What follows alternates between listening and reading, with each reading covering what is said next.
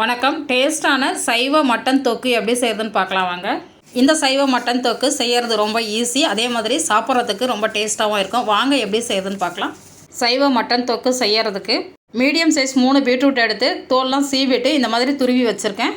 துருவின பீட்ரூட் பார்த்திங்கன்னா கொஞ்சம் தண்ணி பதமாக இருக்கும். இதில் இருக்கிற ஜூஸ் எல்லாம் ஒரு பவுலில் நல்லா ஒட்டை பிழிஞ்சிட்டு நம்ம துருவின பீட்ரூட் மட்டும் எடுத்துக்கலாம். ஜூஸ் தேவையில்லை நமக்கு.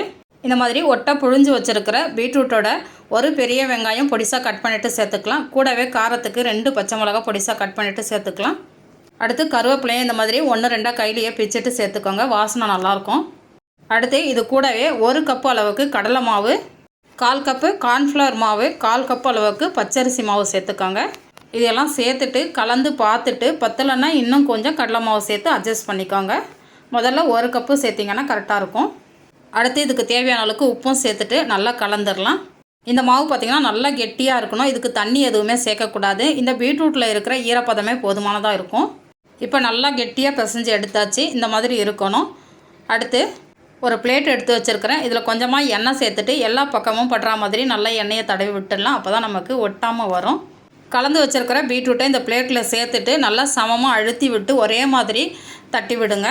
தட்டுறது பார்த்திங்கன்னா 1 இன்ச்லேருந்து 1.5 இன்ச் அளவுக்கு வர மாதிரி தட்டிக்கோங்க. கொஞ்சம் பெருசாக பிளேட் எடுத்திங்கன்னா கொஞ்சம் ரொம்ப மெலிசாகிடும். அதுக்கேற்ற மாதிரி பிளேட் எடுத்துக்கோங்க. இந்த மாதிரி தட்டி எடுத்ததுக்கப்புறம் இட்லி பாத்திரத்தில் தண்ணி ஊற்றி வச்சுருக்கிறேன். தண்ணி நல்லா கொதிக்கணும். கொதிக்கிறதுக்கு முன்னாடி வைக்கக்கூடாது. இந்த பீட்ரூட் தட்டி வச்சுருக்கிற பிளேட் இதில் வச்சுட்டு மீடியம் ஃப்ளேமில் ஒரு 10 நிமிஷம் நல்லா வேகட்டும். வெந்ததுக்கப்புறம் பார்க்கலாம். இப்போ 10 நிமிஷம் ஆகிடுச்சு. இட்லி பாத்திரத்தை ஓப்பன் பண்ணி பார்க்கலாம்.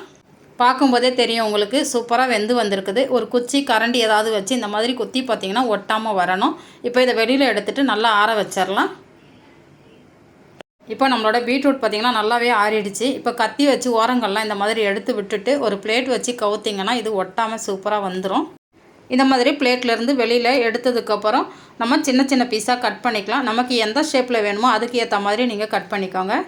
நான் பார்த்திங்கன்னா இந்த மாதிரி ஸ்கொயர் ஷேப்பில் கட் பண்ணி வச்சுருக்கேன். அடுத்து கட் பண்ணி வச்சுருக்கிற துண்டுகளை இந்த மாதிரி ஒரு தோசை தவாவில் போட்டு கொஞ்சமாக எண்ணெய் சேர்த்துட்டு 2 பக்கமும் போட்டு நல்லா கிறிஸ்பியாக செவந்து வர வரைக்கும் திருப்பி போட்டு நல்லா பொரித்து எடுத்துக்கலாம். இப்போ நம்மளோட சைவ மட்டன் ரெடி ஆகிடுச்சு.